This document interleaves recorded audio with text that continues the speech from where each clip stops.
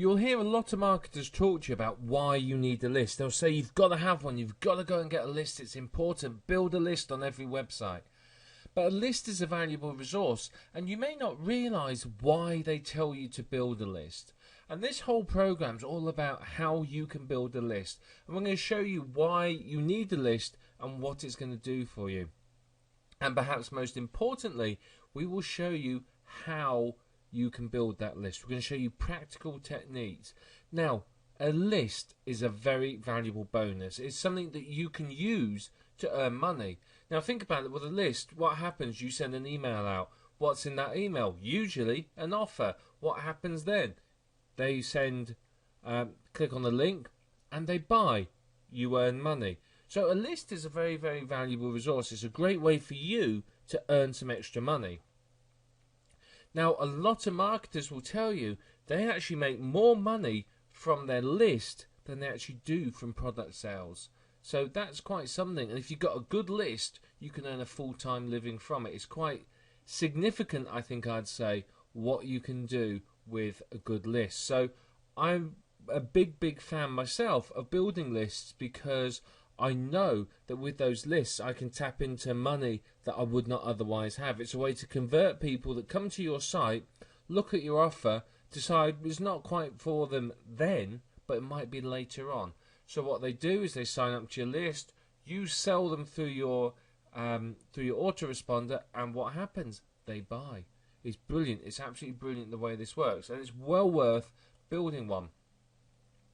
There's, quite seriously, if you had a good list of even a few thousand or tens of thousands, you could earn thousands and thousands of dollars from an email. If you're sending out an email to 10,000 people, and you earn $100 per commission, or say $50 commission per purchase, and you get just 1% of that list buy, that's a good amount of money. Now, if you've got a good list and you've really worked with them and you've got a good relationship with them, there's no reason why that figure can't be significantly higher than that. There are people that get sort of 10 and even 20% of their list to buy and to make money from it. So realistically, this is something we want to do. Having a list is like having your own ATM online. You send an email, money comes into your account. It's brilliant. And if you don't have a list, you are missing out on a ton of money in your chosen niches. So I think it's very, very important that you get yourself lists and you make sure you build them. This ability to literally earn on demand is very, very valuable, and it means if a new product comes into your niche, you can be one of the first to promote it and one of the first to also earn from it. And that really is again one of the big benefits. If you have a list in the internet marketing niche and there's a big product launch, you can promote that to your list and you can earn from it. And lots of marketers earn an awful lot of money from doing this sort of thing. And of course, it's not just new products that you could offer and promote. You could promote affiliate programs, Amazon products, CPA offers, and anything like that. There's plenty of things that you could promote and you could offer to your list. Now, of course, you've got to be careful with them. You've got to work with them. You've got to qualify the offers to make sure that they are decent quality. The last thing you want is to alienate your list by throwing poor quality products at them. You'll see your open rate go down, your unsubscribe rate go up, and you'll lose that relationship you built with them. But there's lots and lots of things you can promote with that list, and as you go through this program, so you'll understand more about how to work with them. Now, literally, you can build a list in almost every niche you work in. Now, some niches you've got to sort of think, is it worthwhile building a list? For example, if I was promoting an LCD TV, I may not build a list in that niche. Why? Because when someone's bought their LCD TV, are they going to buy another one? No, not really. Now, you could argue that I could build that list and I could market Blu-ray players, home cinema systems, etc., to them, but you have to think, are they likely to buy? Things like that aren't things that people buy. Same if I had a website promoting, say, Rolex watches. Would I build a list of it? Again, not really, because you think about it, a Rolex watch is one of those things you're going to buy or you're not going to buy. You're not going to be persuaded by somebody sending you some emails going, hey, Rolexes are really good, because you already know they're really good. That's why you're there, because you want to buy one. You're looking for information to help affirm that decision or find the best price or model. So some niches it's not going to be appropriate to build a list, but in most of them it is. And it's a big, big benefit to you, obviously, if you can build a list, because it's going to help you to make an awful lot more money. Now, when you're working with your list, you've got to make sure that you only send useful information to them. If my niche is in dog training, there's no point me promoting them LCD TVs or cat food or anything like that. Make sure the information you work with your list is relevant to them, because if you do that, then you're going to get a much higher click-through rate, you're going to get a better relationship. So, thinking about that with your list is really, really going to help you. But if you start promoting irrelevant products, you're going to see unsubscribe rates go up, you're going to see your open rate go down, and you're going to find that people are going to hit the spam button, and your list just isn't going to work for you. Working with a list takes some time, but if you do it and you do it properly, it can benefit you significantly, as you'll find out as we go through this program. Now, if you use a autoresponder like GetResponse or Aweber, then you can do things like split test different emails. So I could send one offer to half my list and another offer to the other half. And that's very powerful for me, because that means I can obviously see which converts the best, which is obviously a very good thing. So testing different products and whatever, you'll find out what your list responds to. So for example, I might find that my dog training list, they're keen on buying dog collars, but they don't want to buy dog beds. And once you start to understand what your list will and will not buy, so you can find offers that are suitable for them, which obviously is going to further help you to make sales. If you can build a good relationship with your list, you can start to interact with them a lot more. You can get testimonials, you can get feedback, you can ask them questions, you can poll them, you can use the information from them in order to help you to build your knowledge of the market and understand what they want. And when it comes to creating products or finding products to promote, that information really is invaluable for you. Now, a list is a very, very important part of marketing. It really, really is. If you're an internet marketer and you're promoting websites and you are not building lists, you are leaving an awful lot of money on the table. You can guarantee you can probably double or triple your income from your website if you can build a list and work with them. There's a significant amount of money to be made here if you're willing to do the work. Now, a lot of people aren't, and so they miss out. But if you will do this, you're going to find that you're going to get a great response from them. So make sure that whatever market you're in, if it's appropriate, you build a list. You work with that list, you build a good relationship, which we'll talk about in forthcoming videos, and from that, you're going to find you're going to be able to really start to make some serious cash online. Okay, so let's talk about how you work with a list. Now, this is probably one of the most important videos in this program, because if you can work well with your list, then you're going to see a much higher click-through rate and a much higher conversion rate.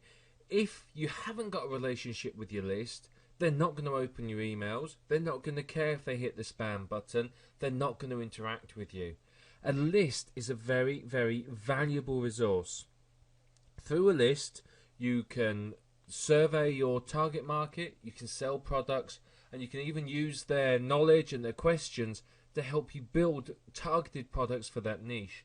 But the thing is if you haven't got a good relationship with them, you'll struggle to sell to them, because people buy from people they like. Now, you're an internet marketer. Think about the lists that you're on. Of the probably dozens of lists that you are on, how many of those do you actually read?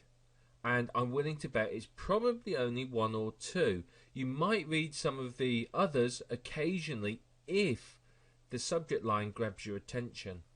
But in most cases, I'm willing to bet there's probably only one or two emails that you receive that you read regularly i.e. 4 or 5 times a week, or 4 or 5 out of sort of 7 or 8. Most of them you probably ignore and just delete, and that's the way it works. They haven't built a relationship with you. You don't know them, you don't care about them, so you don't care about their emails.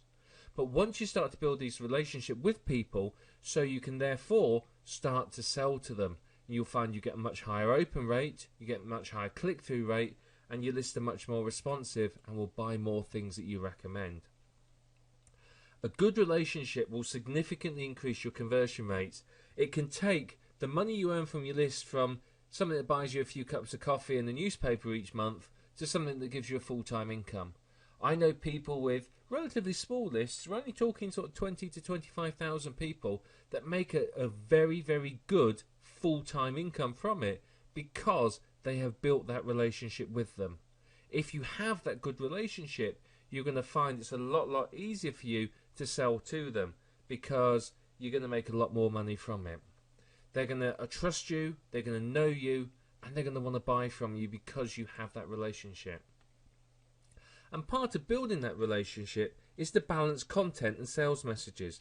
Think back to those emails that you regularly open from certain marketers. Are they sell, or are they good quality content and the occasional sale?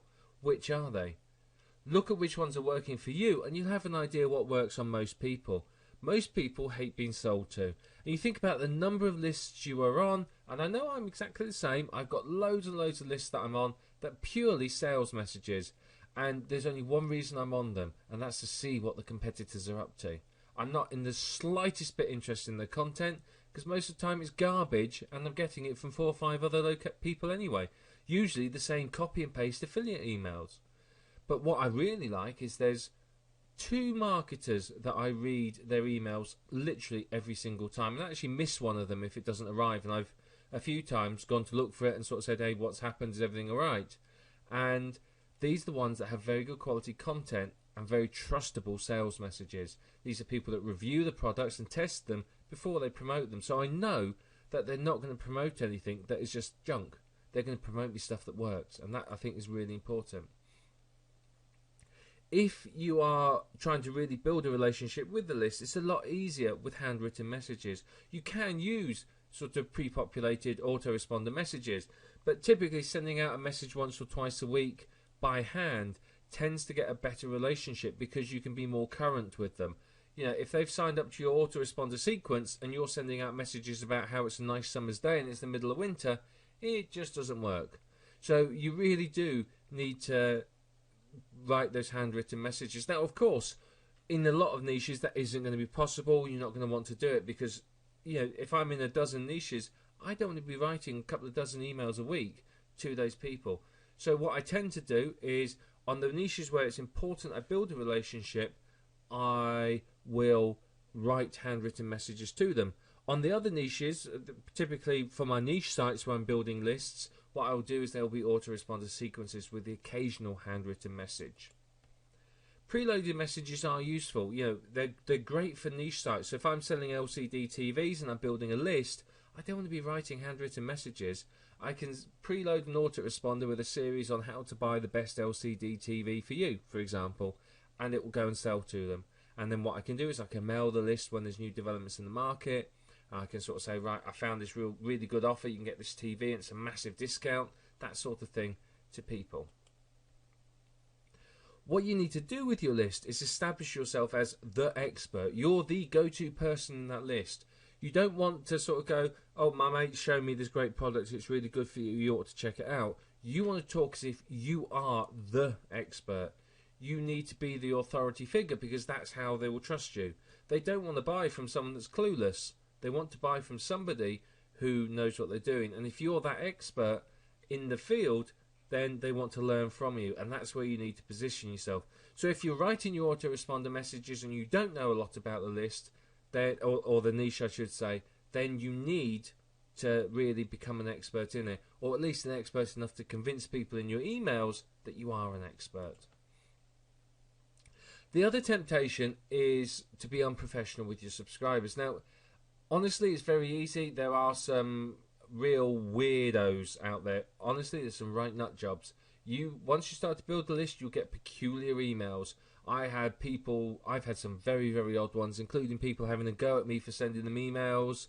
I've had people criticising what I've done, people trying to pick arguments and so on. But you just have to be professional. Remember, you don't have to reply. You can ignore them, and you can even unsubscribe and block them yourself. But always remain professional. You are the authority figure. You are a professional. And if you choose not to act in that way, then it will reflect badly upon you, and it will damage you as the so-called expert in that niche. I know sometimes it's very tempting to rise to the bait and really let rip at someone, but you have to be professional at all times. It's your professional reputation at stake, and if you damage that, it can be very difficult to bring it back again.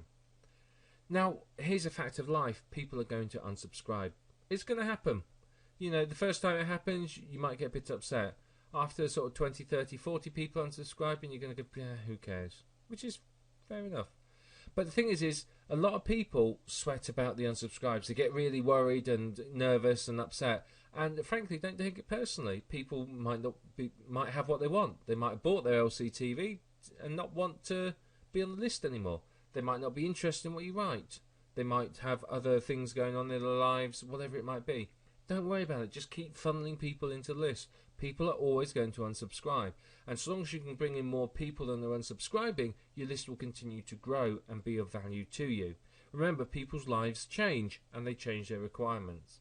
Now, the one point where this isn't true is when you are sending out autoresponder messages. If one of your messages suddenly triggers a mass unsubscribe, go and look at that message very, very carefully, because you've done something in it that's really annoyed people.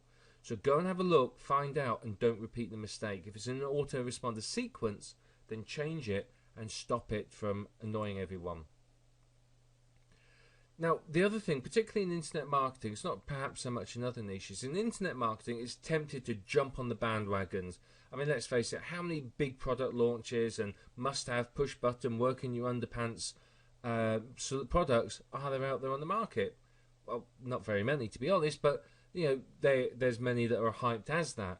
So if you're going to jump on every bandwagon and email your list to death, they're going to get annoyed. They're going to get fed up because they don't want to be just sold to.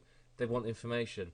If you stop before you sell them products, and you go and evaluate it, you go and check it out, make sure it's a decent quality product, then they will buy, because you've reviewed it and you can go, yes, this is a good match for my list. Or you might go, well, actually, no, I don't like that. That's a really, really bad product. And so you will find that if you do this, your lists are going to trust you. You're going to build that relationship with them, because they know that if you say something's good, it is good. And likewise, one of the marketers' lists I'm on, he does exactly this. And every time he promotes a product, he gets a huge uptake on it. I know from personal experience where we've marketed the product between us. I've created a product and he's marketed it to his list. In a day, it brought in close to $6,000 from his list, and his list isn't that big. It's only about 18,000, I think it was at the time. So he didn't have a large list, and it brought in about $6,000, which is on a $47 product. That's not bad. That was $3,000 each in the end in our pocket. So, you know, if you build that trust with them and they know that the products you recommend are good, then they will buy. So it's always worth doing. It is tempting to jump on bandwagons, but at the end of the day, it's going to cause you more problems than it's worth, because your list are going to start to not trust you. They're going to look at you and think, why are you marketing me this rubbish? And you'll get your unsubscribe rate will go up, your open rate will go down, people will be happier to hit the spam button or just delete your message, which pretty much does the same thing. Now, there are people out there that sell pre-written emails. Now, these are okay, but the problem is other people have bought them, other people are using them. If you're marketing in a niche that you don't really care about, great, use them. But you think about this. If somebody's looking for information and signing up to lists in a niche, they may well have signed up to someone else's niche who's already using those emails. If they're getting the same emails, what are they going to do? They're going to delete one. If you're not the first person that they got the messages from, or the person they feel they trust the most, yours will be the one that gets deleted. It's much better to write your own. Now, the pre-written ones can be good inspiration, but they tend to be quite short. The quality isn't always as good as you want to, and of course there's no personality in them. They're deliberately plain and neutral. So do think about this and think about whether or not you want to use them. I personally wouldn't. I would use them as inspiration and write something around them, but I would prefer to write my own, simply because I know that then I've got quality messages that will build a relationship with my list, and it will help me to make more money from them at the end of the day. Sure, you can use the pre-written emails, but you're going to find that your conversion rate is going to be poor, your unsubscribe rate is probably going to be high, and the list isn't going to perform as good as it could do. And that leads me into another key. Talk about yourself. Have a personality. You know, think about people like the Rich Jerk. He had a very abrasive personality, admittedly, but he made a lot of money. He got a lot of attention, and people enjoyed his emails. And if you have that personality and you talk about yourself, it really works.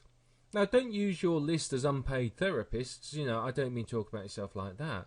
I mean talk about what's been going on. You know, oh yes, I went to see the latest whatever movie, and this is, you know, I thought it was really good. Or, you know, you talk about what's happening in your life. I've replaced the doorknobs on my house, and it took me 6 weeks to find the right doorknobs. You know, just talk to them, tell them a few stories, give them personality so they get to know you and think of you as a real person. And that's going to help you a lot, because people are going to, you know, like to look into people's lives. And if your email gives them that sort of insight into your life, that voyeuristic insight, the one that has made reality TV shows so very popular, then you're going to find your open rate goes up, because people are going to feel that they know you.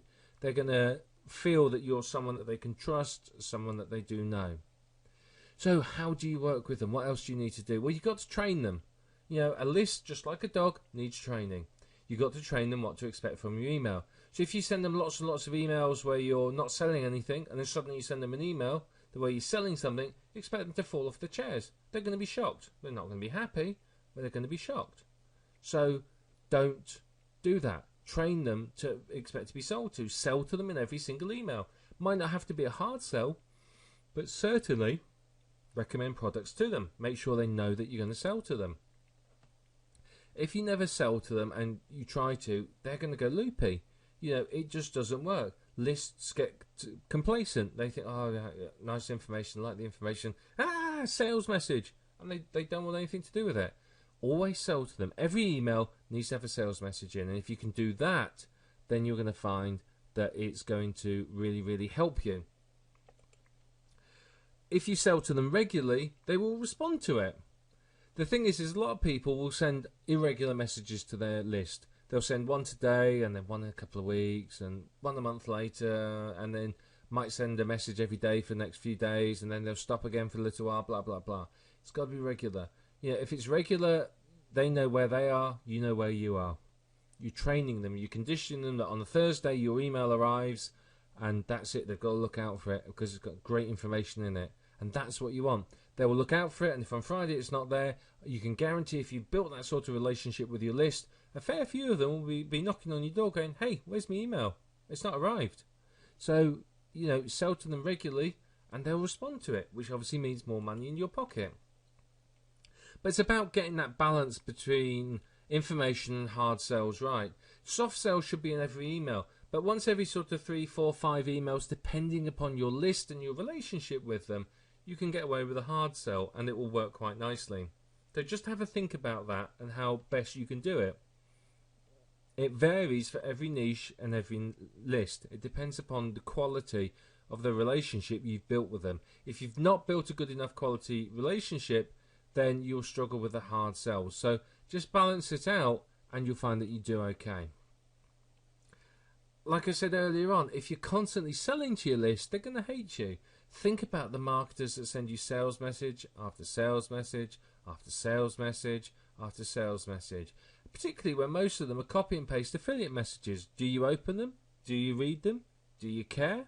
No, you don't. So constant selling puts your subscribers off. And particularly if you're using these copy and paste messages, it just goes to show that you're too lazy to write something. Particularly, again, in internet marketing, people think they're lazy, they can't be bothered writing to me, they just see me as a wallet to bleed dry.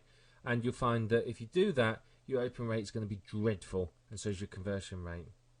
But one thing that does work, and this is quite funny, is if you use their emails in the subject line and within the email, so it's dear and then their name, or hi and then their name, and you can use their name in the email itself, it's going to impress them. Now, internet marketers, we're a jaded, cynical bunch, and we all know, oh, that's an autoresponder. You do that by this form. But people outside of internet marketing, they don't know. They think it's magic, literally. I've had people come up to me and have a go at me for sending them emails. And it's like, well, I've not been sending you emails. I've met them at conferences and things like that. Saying, I haven't sent you any emails. I don't even know who you are. Why have I sent you emails? They go, you send me an email every week. I say, I don't send you an email every week. And I go, you do. You send it to me. It's individually addressed to me. You call me by name. It's like, I don't know who you are. And then I work out they're on my list. And I've been emailing them. And of course, I've got no idea who's on my list. There's hundreds and thousands of people on the lists. I don't know. But because I'm addressing it by their name, they think I'm writing to them individually. And it's quite funny, actually, when it happens in the end. But people can get quite offended by it. So it does genuinely impress people who don't have that knowledge of internet marketing. I think that's really, really important for us to remember. Is that, yes, we may be a jaded and cynical bunch that know all about this. But for a lot of people out there, what we do here with this list is pretty much tantamount to voodoo. They don't know how it works, and it's like magic. How do I send them this email every week with their name in it? I must know them. I must care about them. And of course, that's part of building this relationship with them. One thing you do need to do is you've got to concentrate on the subject line. The subject line needs to intrigue them enough to open it up, but it has to remain truthful. And that's where a lot of marketers fall down. Several years ago, there's a big phase where marketers went through sending emails with subject lines that were frankly big fat lies. It's like, hey, you've got a commission check and things like that. The unsubscribe rate went through the roof. The open rate was high, but the unsubscribe rate and the damage to the relationship was significant. Lying like that in the subject line is going to harm your relationship, because let's face it, people are there, saying internet marketing, people are there to make money. If you send an email that makes it look like they've earned money, then they open it up and they realise it's a sales pitch, how annoyed are they going to be?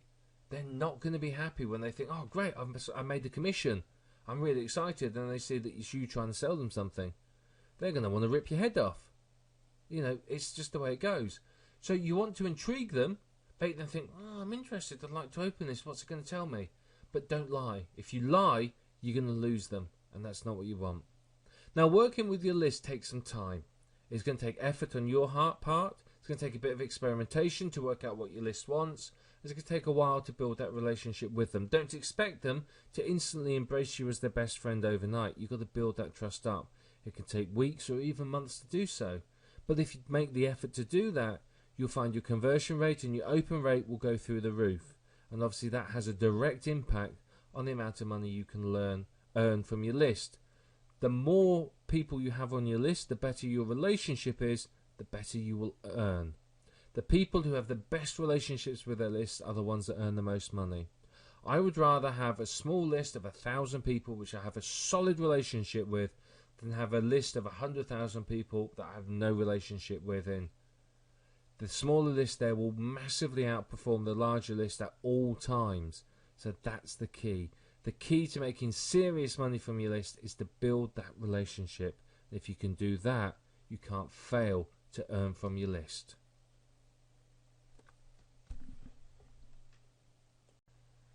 Now, when it comes to picking an autoresponder, you have a lot to choose from. Now, there's two big ones which we'll look at in a minute, but there's plenty of smaller ones. And there's a few things you need to weigh up when you consider an autoresponder. You've got to weigh up longevity. Is it going to be around in a year's time? Is it going to be around in 5 years' time? Some of the smaller startups have done really well. They've grabbed a load of attention, but then they failed for whatever reason. And it means that the people who built their list on them have then lost their lists or been unable to transfer them in some cases. So you have to consider that. You also have to consider deliverability. At the end of the day, the key to succeeding with having a list is actually getting those emails delivered. If those emails are not arriving, then let's face it, it's a waste of your time and money. You need to make sure that you get your emails delivered. Not just delivered, but in the inbox and not in the spam box. And that is very, very important. It's one thing where some of the smaller autoresponders struggle with. Now, the bigger ones, like the two I'm going to show you, they have a very high level of deliverability because they work with the email companies like Yahoo and Hotmail and so on in order to make sure that their messages get delivered. They have very, very strict and very strictly enforced anti-spam laws. They ensure that you use double opt-in most of the time and so on. So basically they make sure that you build a genuine list, and this gives them the ability to turn around to people like Hotmail and say, look, our emails are good, you can trust ours because, and the companies would agree. So there's two of these companies that you can use, and both of them are pretty much the same, to be perfectly honest. There's a few differences, but at the end of the day it comes down to personal opinion. Now the first I want to show you is Aweber. Aweber is very powerful. It's been around for a long, long time. I don't think it tells you on here exactly when it started. 1998 it appeared.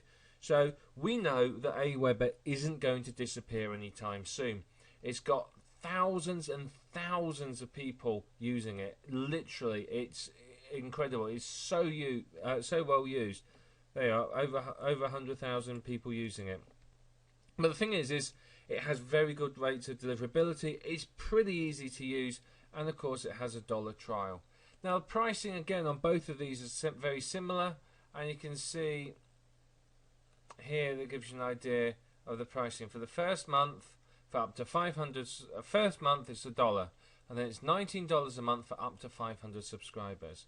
And you can see here as it goes up, so your price increases. So it's an extra $10 a month for up to 2,500, and then it's extra $30 a month up to 5,000, and so on.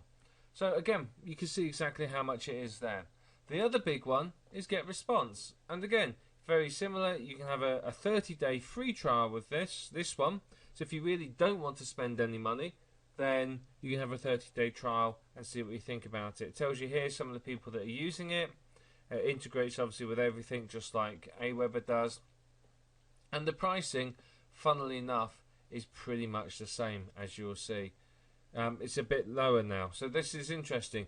Aweber, GetResponse always used to be more similar price to Aweber, but they've obviously decided that they're going to lower their prices in order to compete on a slightly different way.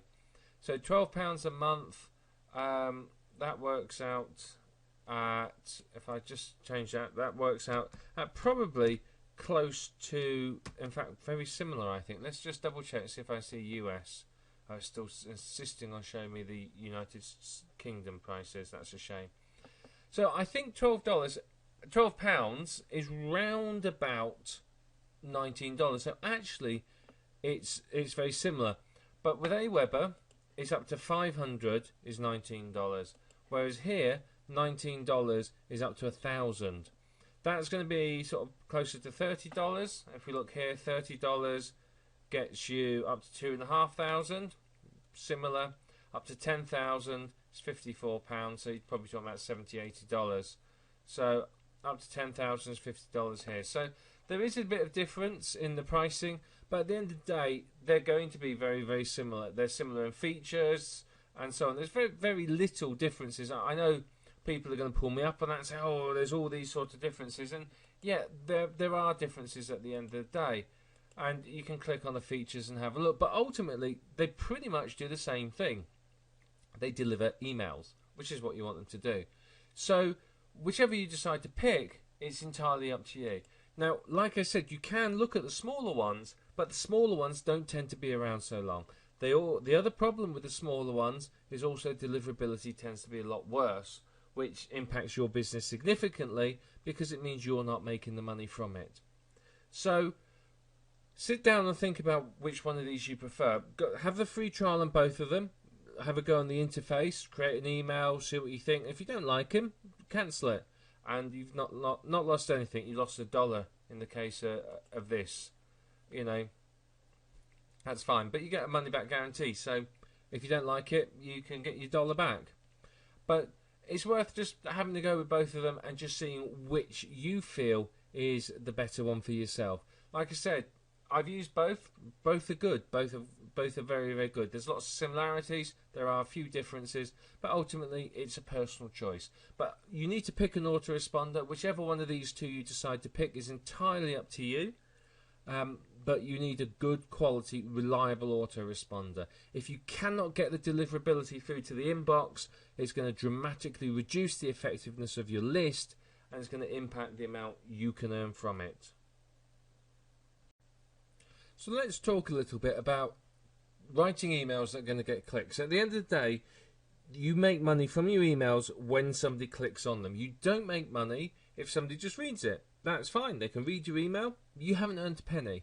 When they click on it, that's when you start to earn. So how do you get the clicks? Well, the first step is you have to get them to open it. How do you do that? You need a headline. You need a title that grabs their attention. Now, having their name in the header always helps. If you just got a title that says learn how to make money online, that's not going to get an awful lot of attention. If you had a title that said John, say that's your name, you can learn how to make money online. That's a lot more personal and it's going to get a lot more attention. If we capitalise the first letters of each word, that also gets a lot more attention. You can see how this is starting to look a lot more attractive to someone now. So if we look at this now, you can see that as a headline to an email is suddenly looking a lot better. You can look at that and you can think, well, yeah, that I'm interested in that, you know. Or it could be, John, are you ready to shed that extra weight yet?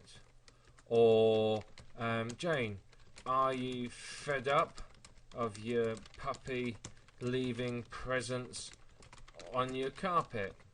That sort of thing. What they're doing is you're writing a headline, and like a headline on a sales letter, it's got to grab their attention and fire their interest. They need to be able to look at it and go, well, yeah, I am actually, yeah. I am fed up of my puppy leaving presents on the carpet. Yeah, do you know what? That extra weight's bothering me. I want to get rid of it. And so on. You need to communicate with them and get them to open the email. Once you've got them to open the email, you can then concentrate on getting to click through. Now, in the email, what you are doing is you're focusing on one thing. You're focusing on the click. The important thing in your email is the click.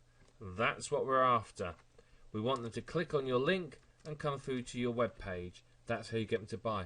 So you don't tend to directly sell in an email unless you are sending them directly to like a checkout. If I was marketing a product, what I would do is I would talk about the product and I would then really sort of sell them on clicking through to find out more. So I wouldn't try and sell the product. I'd overcome some of their objections. So for example, this one here, are you ready to shed that extra weight? I might talk about the fact that you got a bit of extra weight. I know dieting's tough. It's not fun. Nobody likes it. It's boring.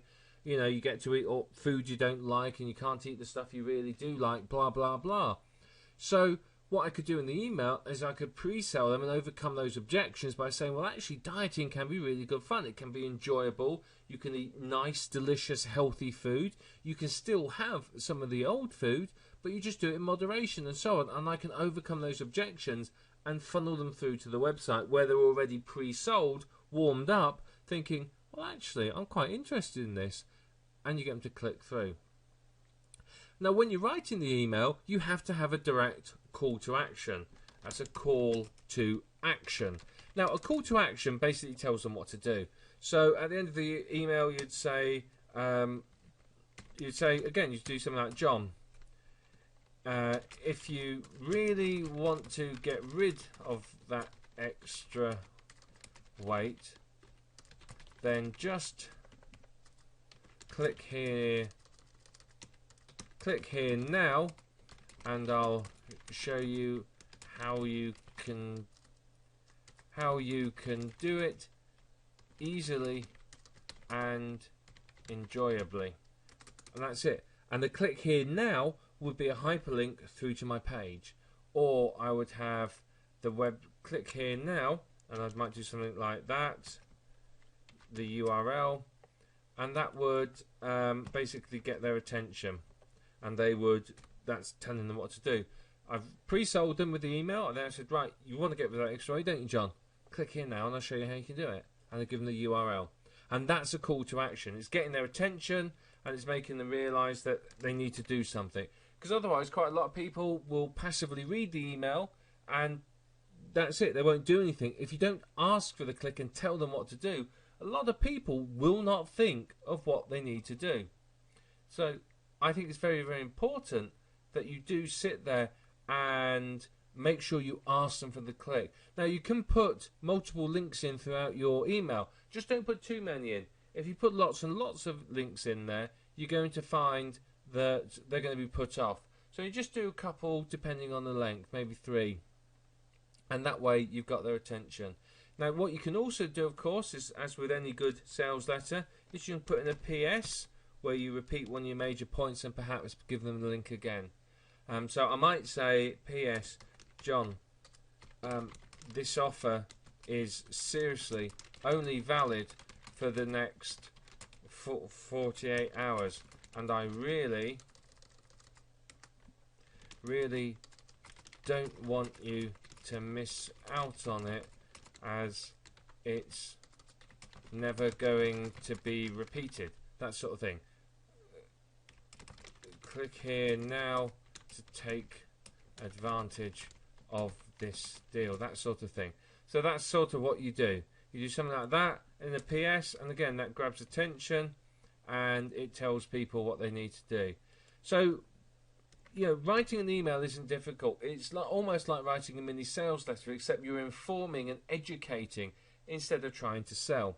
And I think that's one of the big differences that people don't quite realise, is an email isn't actually a sales letter. It's a pre-sales letter getting them to your sales letter so that you can sell to them. You're overcoming some of the common objections that they've got. You've got to think about, where do you normally build a list? Often a list is people that are interested in buying something, but they haven't bought it, so they're signed up to the list. So you need to pre-sell them, which means think about what objections they would have to buying, warm them up, overcome those objections, and really market what you want to them. And what you will find is it's going to really work for you.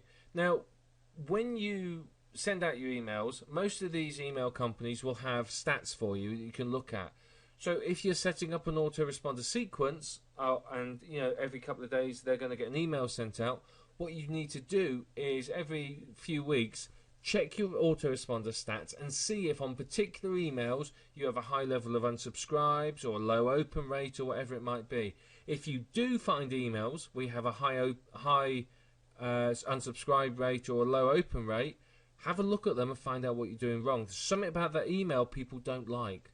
Likewise, if you find an email where you get an astronomical open rate and click-through rate, go and have a look, because you've done something right on it, and you may want to try and analyze that, work out what it is, so that you can then try it on other emails to boost your open rate. Ultimately, you make money by people opening your email and then clicking on your link. Only a percentage of your list will open your email, and only a percentage of them is going to actually click on the link. What percentage it is depends upon the relationship with your list, which is why that's one of the first things we covered. If you don't have a good relationship with your list, then you are going to struggle to make any money from them. You have to have that relationship, and you will find that the money will flow in a lot quicker. People with good relationships with their list can get open rates of 20, 30, 40% and more, because the list trusts them. I mean, on one of my lists where I email regularly, we've got a good relationship, they really know me, I can get open rates regularly of 25 and 30%. So it really is possible. So make sure you build that relationship up, and make sure you monitor and track your emails. By doing this sort of analysis of your emails, what you will do is you can increase your conversion rate, you can increase the amount of people you send through, you can make more money, and ultimately that's why you're here.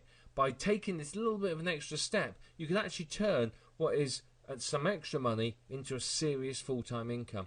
If you're earning $100 a month from your email list, a 1% increase isn't going to make a big difference. Whoa, it's a whole dollar. But yeah, if you're earning tens of thousands of dollars, that 1% of increase is suddenly a lot of money. If you can take your open rate from 10 to 20%, you just doubled your income, effectively, if you can get your click-through rate up. So just think about that when you're sitting there thinking, why do I need to do this? By making sure you pay attention to those stats, you can dramatically increase the amount of money that you make from your list. One of the best ways to get people onto your list is to funnel them through to a squeeze page. Now, a squeeze page is a method of capturing email addresses. What I'm going to do is talk to you about squeeze pages, about their design, and show you a few examples. Now, here is one. You see it's very compact, very small. It's designed for a much smaller screen than this. But again, it's very simple and it's very effective because you've got a bit of information and you've got the email capture form. Now, the thing with a squeeze page is the idea is you're focused on one thing. Get them to fill this form in and click submit. That's what you want at the end of the day. So you've got to design a page where all the information or most of the information is above the fold. That means viewable on the screen without scrolling on the scroll bars. You can see here there's no way I can scroll down. It's all above the fold. Now, you can have stuff below the fold, and we'll look at one of those in a bit. But the thing to have above the fold is this, the sign-up form. They need to be able to see this so that they can sign up to it. So what you want to do is you want to give them some compelling reasons why they have to sign up to your list.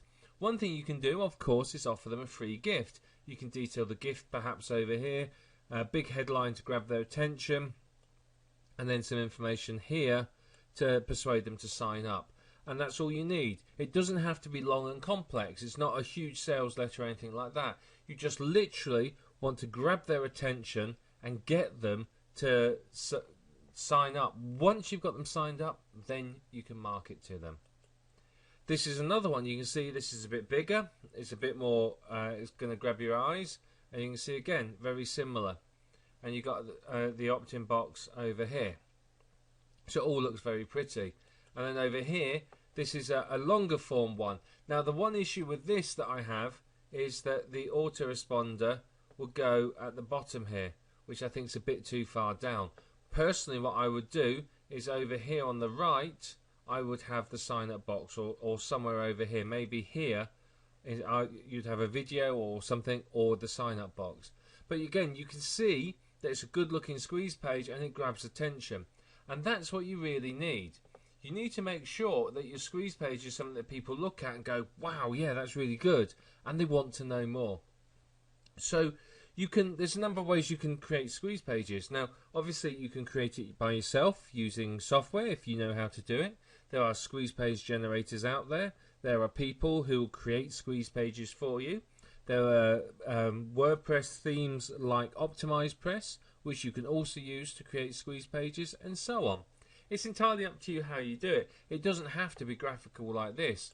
Something like this page would be very simple to do in HTML or in WordPress. You could do it quite easily in WordPress if you wanted to. So it's up to you how you do it, but you need to make sure that it looks good and it works. So make sure you got the attention grabbing headline. Get their attention, get them to want to know more. Get them to read a little bit about why they need to sign up to your list, what they're going to get. Offer them a bribe in exchange for signing up. Make sure that you get them to click down here and they click submit, and you've got them. And that's what you're after at the end of the day. If you can do that, your squeeze page is working. Now what I would do is I would personally test my squeeze pages. I would have maybe 2 or 3 running at once, and I would test the 2 of them to make sure that I know exactly what's happening. So what I might do is I might find that squeeze page A with a slightly different headline performs better than squeeze page B. And what you can do, and we'll talk about this later on, is you can test them and find out which one works better, and then just keep improving them so you get a higher and higher conversion rate. With targeted traffic and a good squeeze page, it's not unheard of to get sign-up rates of 50 or 60%, and occasionally people have reported even higher sign-up rates. So massive amount of potential here for you.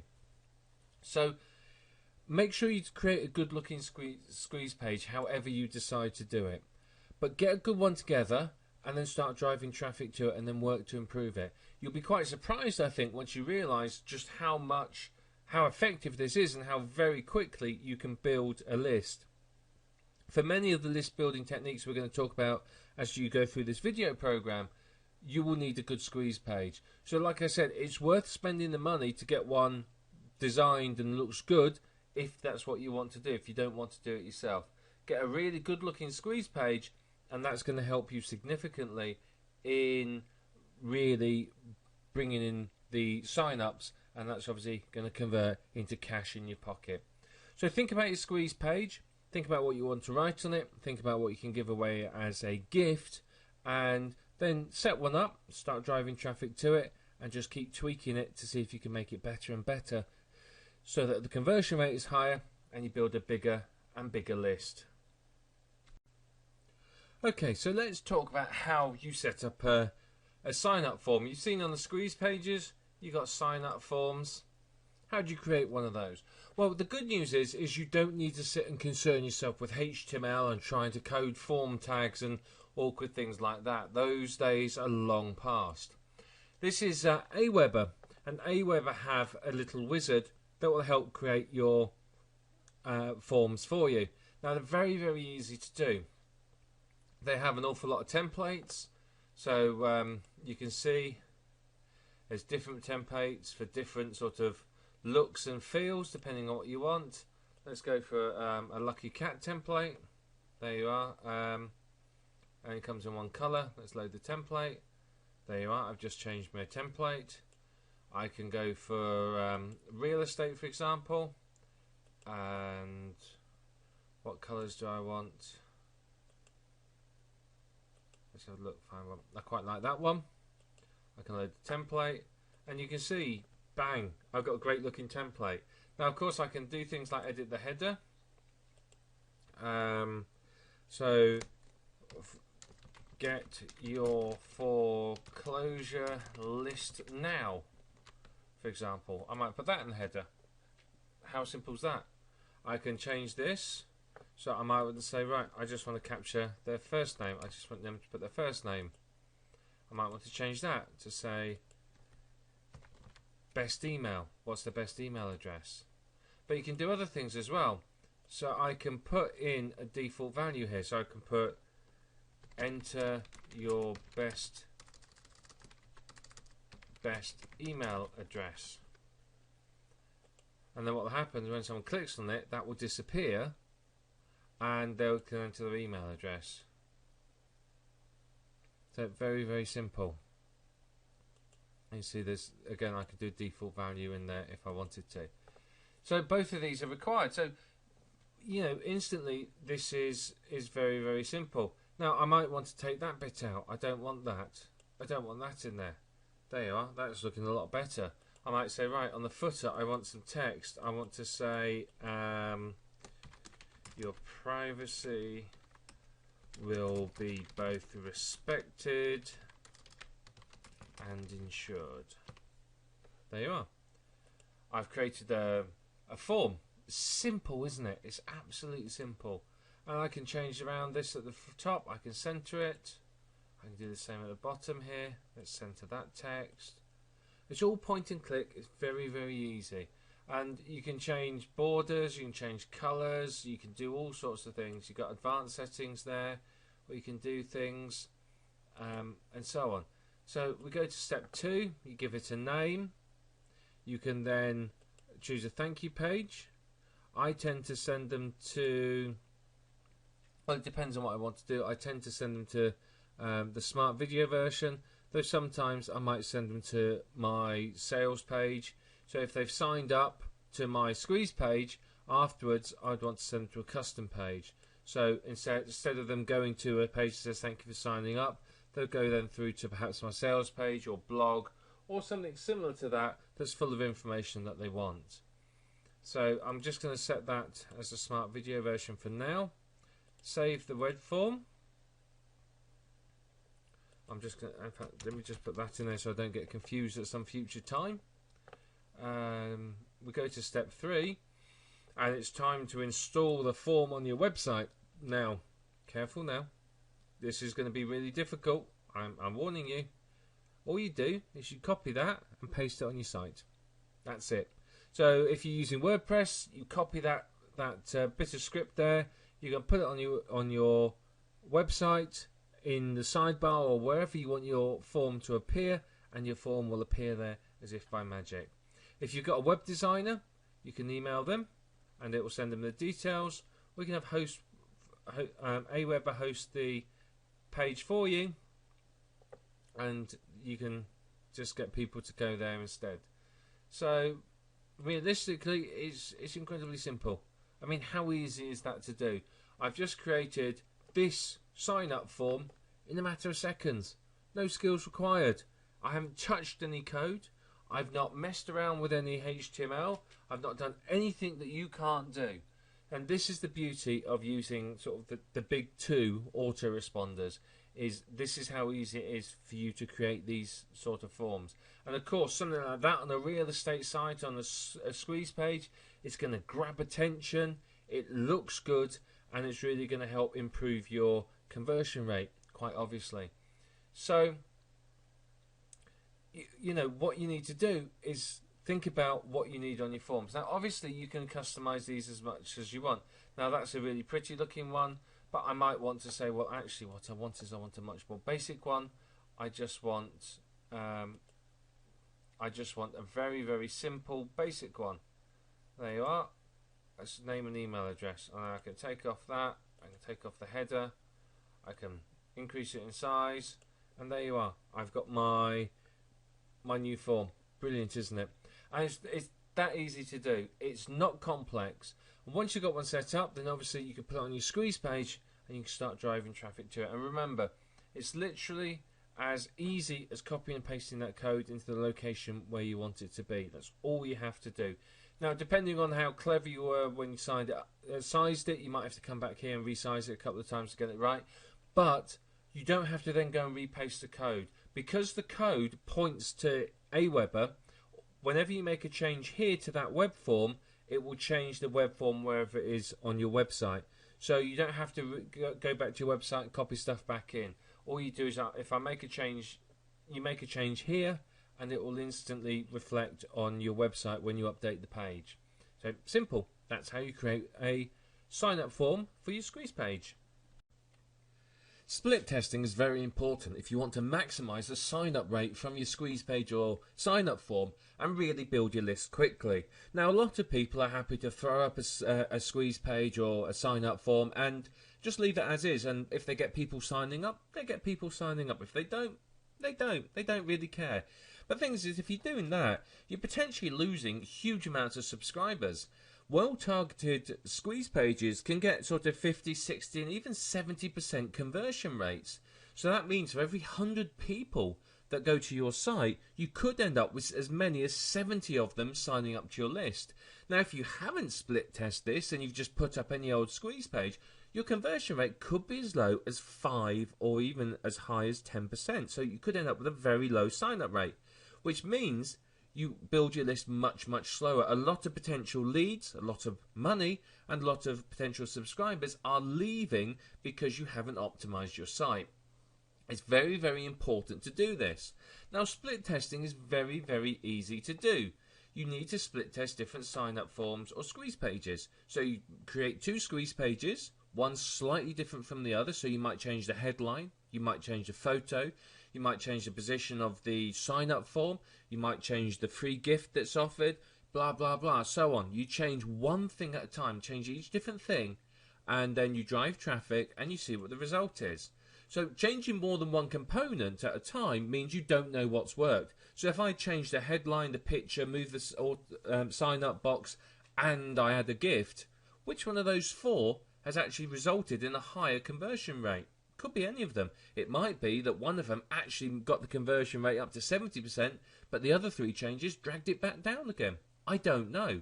So this is why it's very important that you just change one thing at a time. So you compare, your existing one, and then I make a change on it, and I compare, and I drive traffic to both, and I see which works best. And that way I can really determine what is going to work and what's going to boost my conversion rates. And as you start to work this out, so you'll realize that in certain niches there are similarities in what boosts your conversion rates, and it will help you next time you set up a squeeze page or a sign up form to create a much better form out of the box. Rather than having to go through split testing right from the beginning, you've got a good sort of starter for 10 that you can go from. So basically, you change a component, you compare the two split pages. If one has a higher conversion rate than the other, you keep that one and discard the other. If the change makes the conversion rate worse, you drop that and you keep the original and make another change. Now, this isn't something that you're going to be able to do in, a day. It takes several weeks and even several months of careful tracking and calculation, which is why a lot of people don't bother doing it. But if you do this, then you can end up with a significant amount of people signing up to your list, much more so than people who are not doing the same thing. As you can see, it's not a complex process to do this, and because it takes a bit of time and a bit of effort, a lot of people don't bother.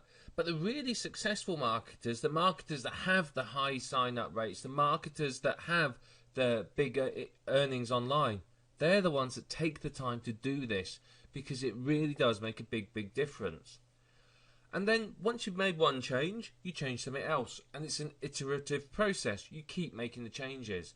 You change one thing, drive traffic, change another thing, drive traffic, and you work out from that what works and what doesn't work. Now, it's very important that you drive pretty much the same amount of traffic for each test. So there's no good having one test with 10 people, next with 100, and the one after with 1,000, because they're not comparable. So you need to say, right, I'm going to have 500 visitors to my site.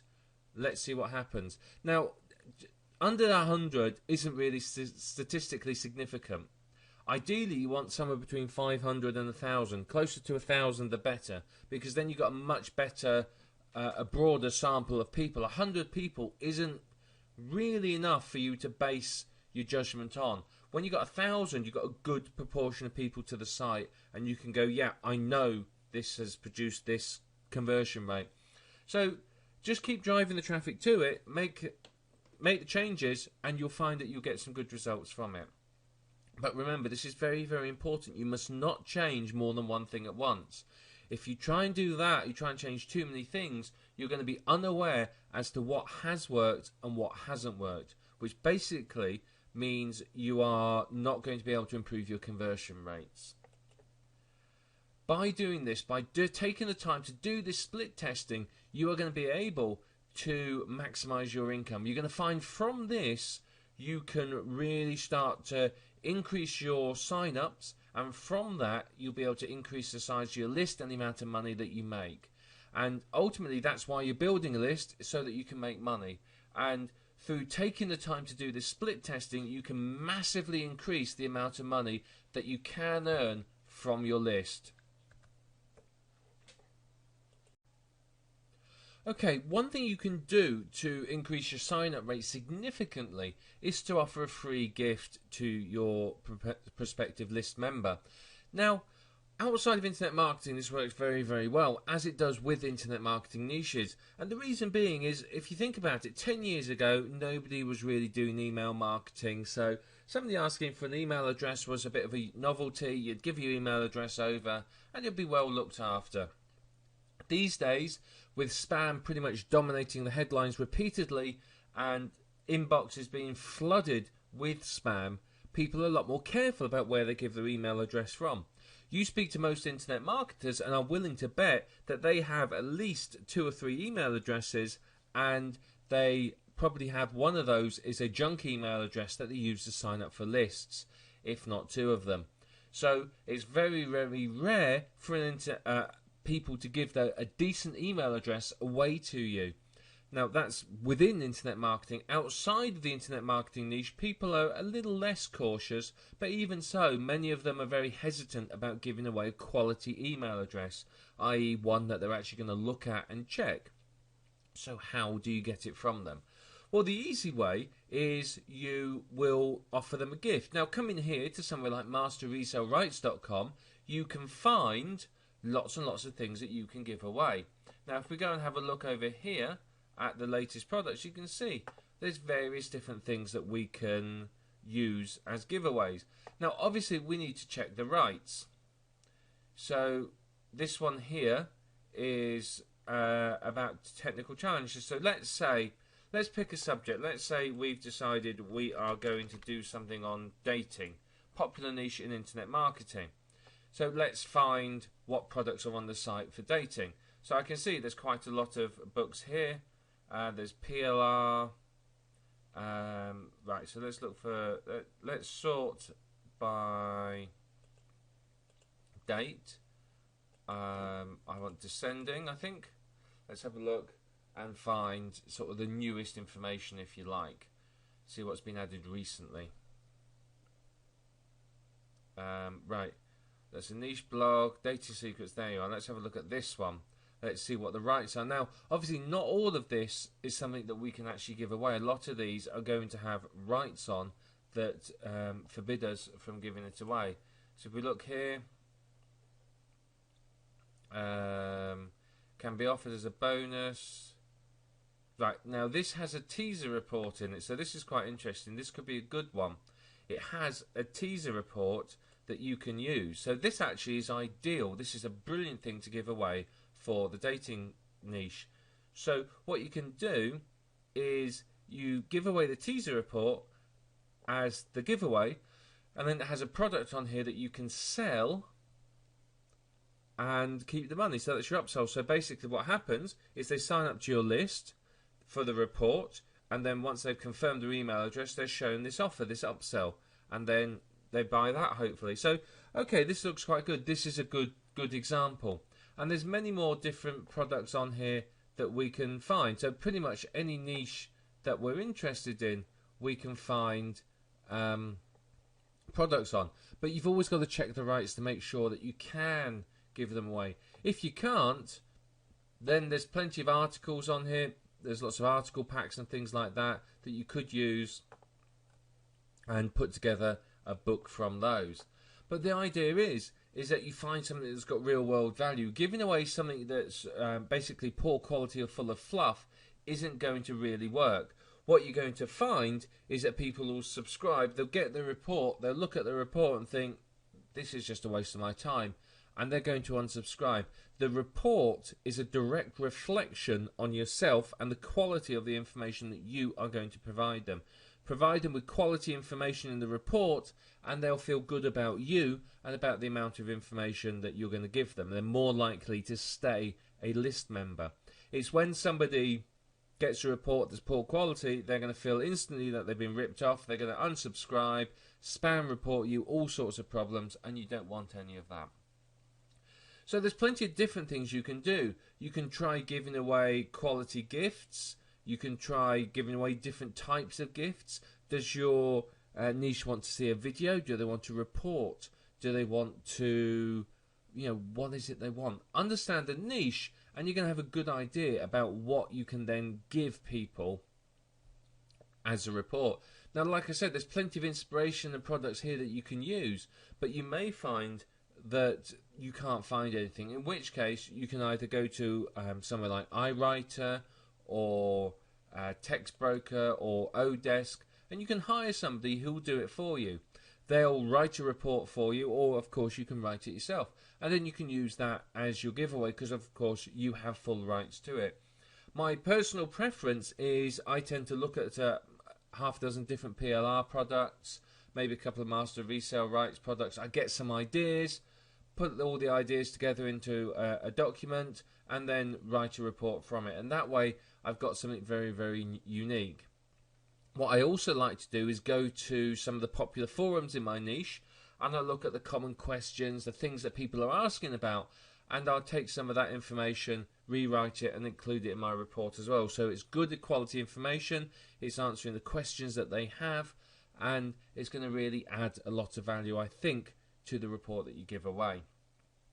But if you can give away a quality report here, then you're going to get much higher sign-ups. If people are coming to your site and they're seeing something good, they're going to give their email address. And just look at any of the super successful people online. What do they offer to people to sign up? They offer bribes.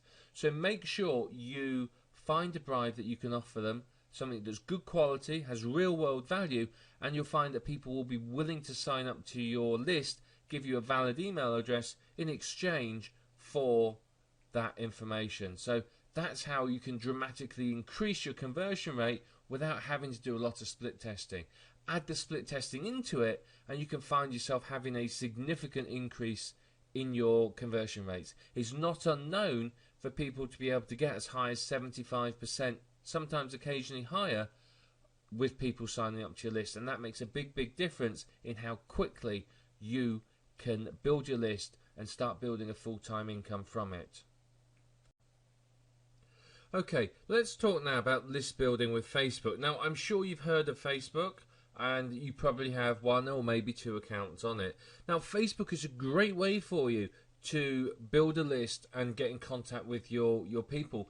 The idea is eventually what happens is you have your Facebook people connected with your Twitter, which is connected to your website, which is connected to your email, and it's all integrated together so that you can really get people to see your message. Because basically with Facebook, you've got to remember, a lot of people have Facebook on their phone, which means you post a message to their Facebook wall, or you post a message and it appears on their wall because they like your page, for example. It goes straight through and it appears on their phone and they can see it there. So it's a great way to really interact with them as well. Email tends to be quite a passive way of communicating. You send an email, it may or may not arrive, somebody reads it. That's it. With Facebook, you can have the interaction, and you can see as you go through, you see here, people are commenting on the messages. So people will leave something and they will put in comments and share it. So you can very quickly get yourself well known. So you can get your messages shared with other people. So if I make a post here, it will appear on my friends' walls. My friends' friends can then see it, and a lot of the times they may then go, well, hang on, I'm interested, and they'll come and find out more from my website or my Facebook page. Now, the thing to do here is you're going to want to set up a new Facebook account first of all. I know technically it's against their terms of service, but if you have a personal Facebook account, you don't want to be mixing business and pleasure. The reason being is this is my business Facebook account. I've got, I don't know, about 4,500 friends now. There's a lot of people on here, an awful lot of junk. Some of my friends are here as well, for some bizarre reason. And the issue is, a lot of the time, I can't see their messages. So if they're sending me a personal message or what's happening in their lives, I can't see it. So I've got my personal Facebook account, which is just my friends and family and people that I really like.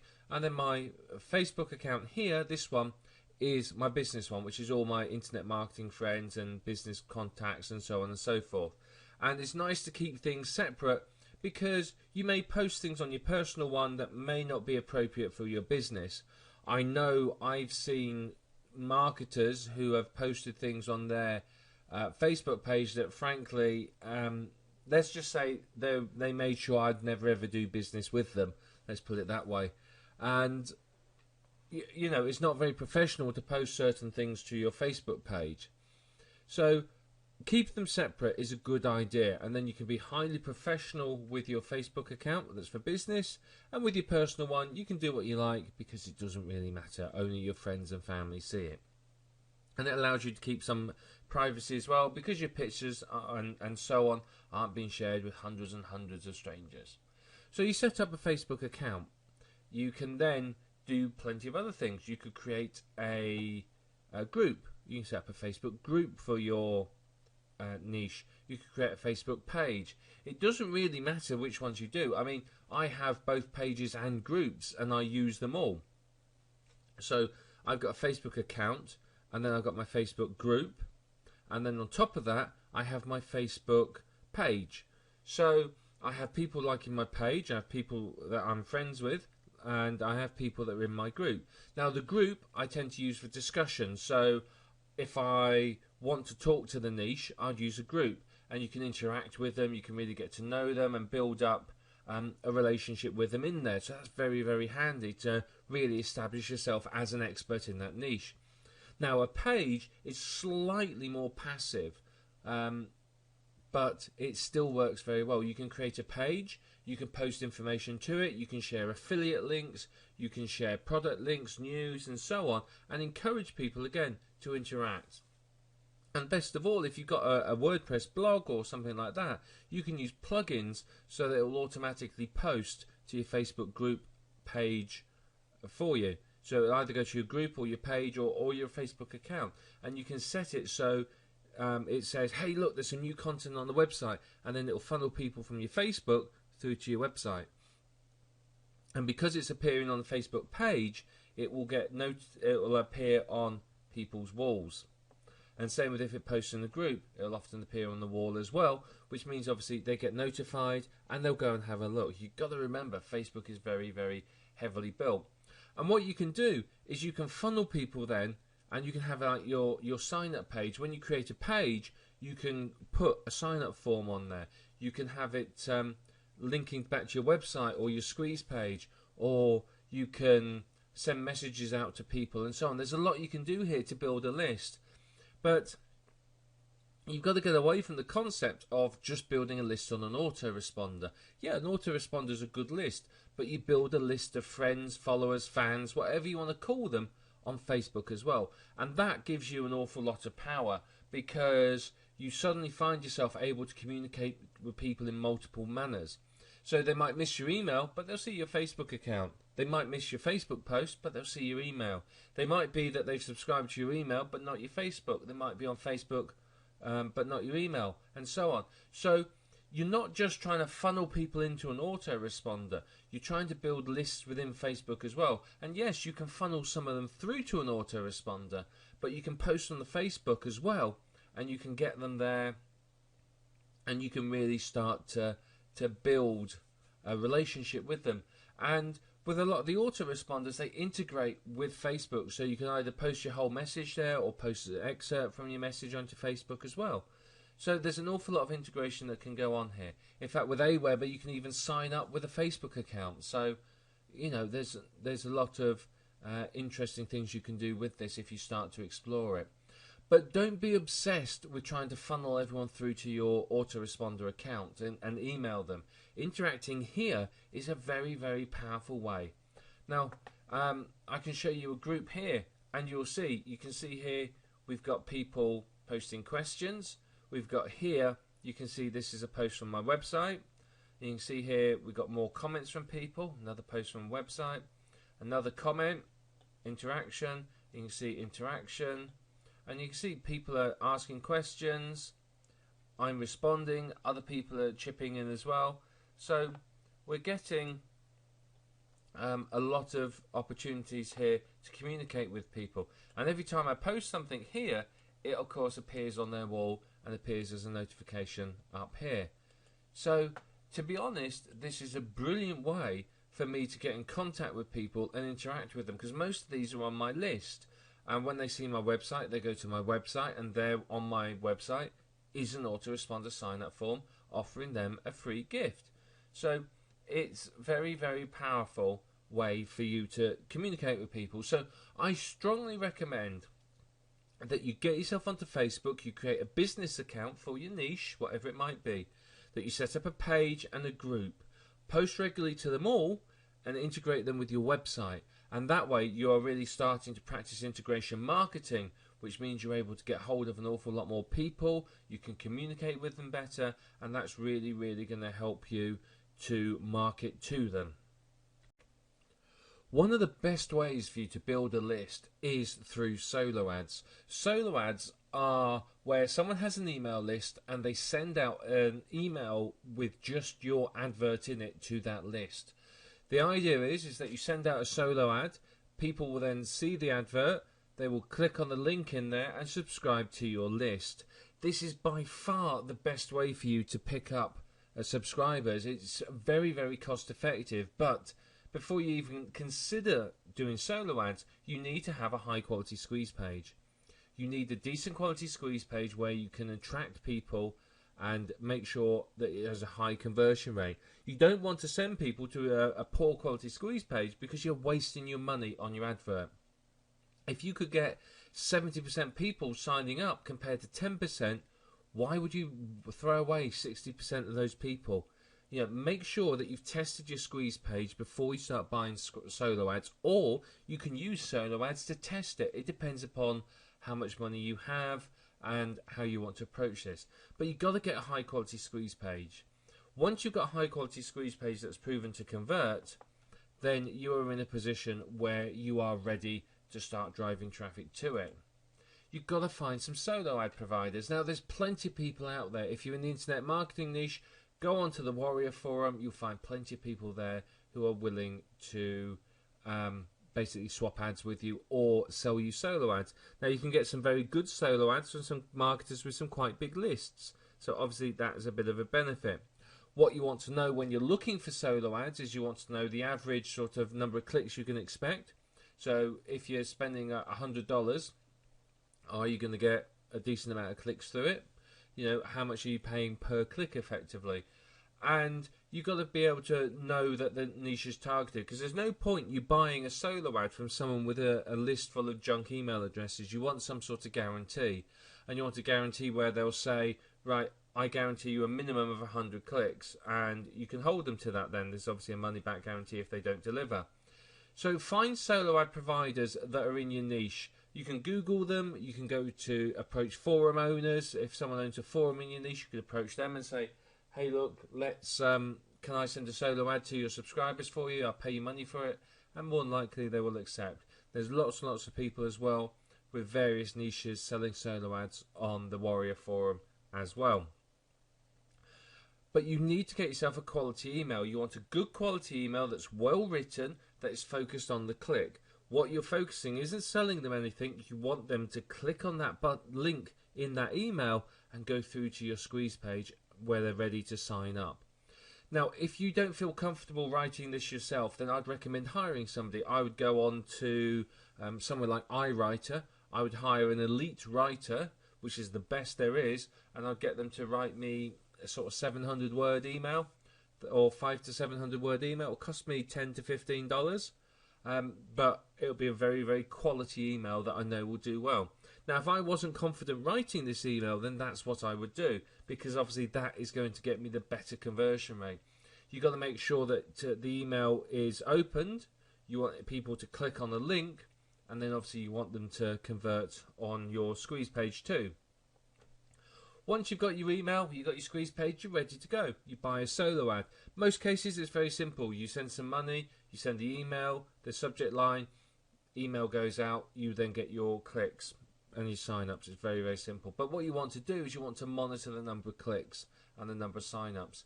So either you would send them to a specific list, or you would just make sure you are able to use some sort of tracking tag or something where you can see how many clicks. Now, Aweber allows you to see the number of clicks that come through. You can use tracking tags, anything like that that's going to help you to know how your solo ads perform. Because the problem is if you're spending a couple of $100 on solo ads and you buy 3 or 4 ads, which one of those adverts has performed? Maybe none of them's performed. Maybe one's done really well. If one's done well and you've only sent something to a segment of that person's list, then obviously you really want to send more emails out because it's proven to convert. So make sure you are able to track the number of clicks from different adverts and the number of sign-ups from the different adverts, because that way you're going to be in a position to know what is working and what isn't working. And if you can't tell what isn't working, then you're wasting your money with your solo ads, because you don't know which solo ads are performing and how well they're performing. If I just buy a solo ad and send it straight to, and send traffic, how do I know whether that solo ad's done anything? I might see that I've got 30 new sign-ups. Have they come from the solo ad, or have they come from something else? You just don't know. So you need to make sure that you are thoroughly aware of how many clicks you're getting and how many sign-ups. Particularly if you've bought a package that says, here's 100 clicks. You want to make sure that you've got your 100 clicks. If you end up just getting 10 clicks from it, you've got good cause to go back and say, look, this hasn't worked. I want a remailing or my money back. And you can sort of approach them like that. But most cases, they will deliver what they say. So once you've found an advert that works, once you've got a quality squeeze page, you start buying solo ads. You can either keep going with the same people if they've got large lists and you can mail to segments at a time, or you can go and find other sources of adverts where you can build your list. Now, if you spend the money on list building, you can very, very quickly build a large list.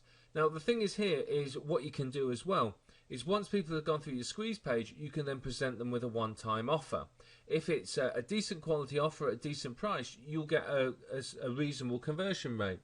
The advantage of that is that you very quickly make the money back that you spent on the solo ads. So if I spent $100 on solo ads and I make $150 from my one-time offer, I'm $50 up. If I only make $70, I've only lost $30, but I'll make that back from my list. Now, the thing to make this work, though, is you've got to have the sales funnel in place in your list. If you're just sending them to a list that you're then not going to really use, again, you're wasting your money. What you need to do is you need to have an autoresponder list that is proven to work. So you want to set up a sequence of messages that sell them products, build relationships with them, and so on. Because if you can do that, what you will end up doing is you'll find that you will very quickly make the money back and be in profit. If you just send them and build a list and then you're not really working with a list, again, you're wasting your money. It's very, very important for you that you spend the time to get everything right. So you've got to get your squeeze page right. You've got to have your email that you're sending out as your solo ad. You've got to have your autoresponder sequence in place. Once you've got all that done, you can profit seriously from solo ads. All you need to do is concentrate on the front end, driving people to your list, and then or to your squeeze page through solo ads or whatever it might be, and then the sales funnel takes care of the rest. So people come in, they subscribe, and then the autoresponder sequence builds a relationship for you, and it markets to them. And that way you're pretty much earning your income, and all you need to worry about is just funneling people into that autoresponder, and everything else is automated and pretty much takes care of itself. That's the ideal way you want to do this. But don't go sort of throw money at solo ads unless you have that autoresponder sequence, the email, and the squeeze page in place. Once you've got those in place, a solo ad is an incredibly powerful way to build a list and really start to kickstart your internet marketing profits.